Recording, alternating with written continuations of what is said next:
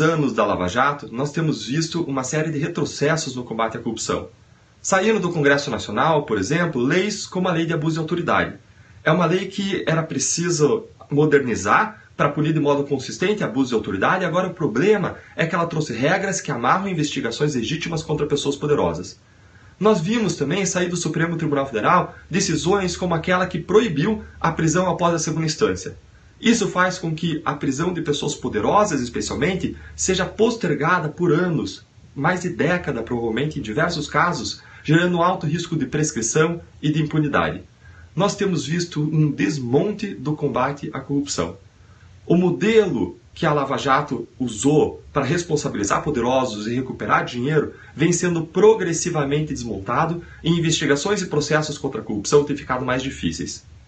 A teoria da decisão racional, ela busca estudar os crimes e ela mostra que pessoas que decidem, escolhem praticar crimes, elas avaliam os custos e os benefícios da conduta.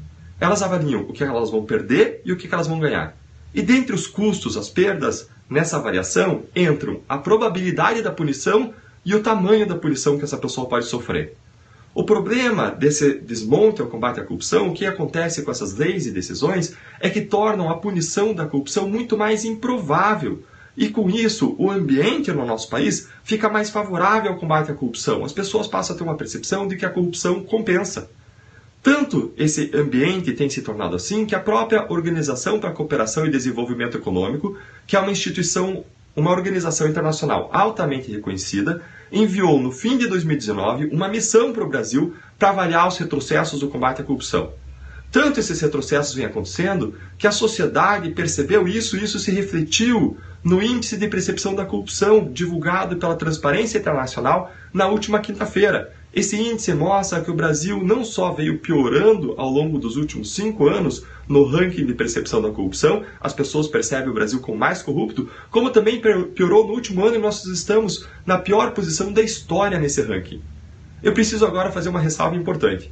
Eu respeito o Supremo Tribunal Federal e o Congresso Nacional como instituições essenciais para a nossa democracia e para o nosso país. Eu não estou criticando ministros ou parlamentares específicos. Eu não estou dizendo que ministros ou parlamentares que votaram a favor de uma lei ou a favor de uma decisão estão protegendo corruptos ou favorecendo a corrupção. Eu não estou julgando a intenção dessas pessoas. O que eu estou fazendo sim aqui é avaliar os efeitos dessas leis e das decisões sobre as investigações e processos contra a corrupção, sobre o ambiente de incentivos e desincentivos à prática da corrupção no nosso país. As investigações como a Lava Jato vão seguir em frente sim. Nós seguiremos fazendo o nosso melhor. Agora não adianta tapar os olhos para a realidade. Nós precisamos reconhecer que o combate à corrupção vem ficando mais e mais difícil no nosso país. Cada vez mais vai ser difícil produzir os resultados como aqueles que a Lava Jato produziu, e a Lava Jato em si mesma já vem sofrendo esses efeitos dessas decisões e leis. Eu não vou assistir ao desmonte do combate à corrupção em silêncio.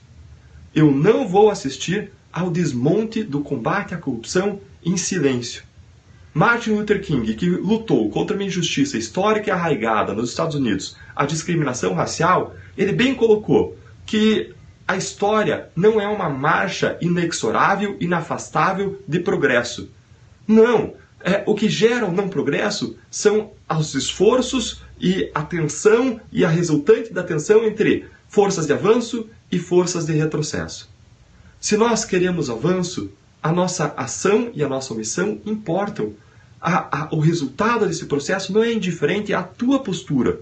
Se você agir ou você se omitir, isso impacta o Brasil que nós queremos construir, que vamos construir para nós e para os nossos filhos.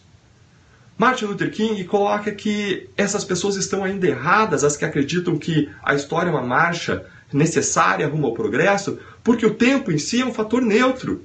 Aliás, o tempo, só por si mesmo considerado, ele é um aliado das forças de estagnação, porque a inércia faz com que esse estado de grande corrupção, macrocorrupção política brasileira, continue a existir.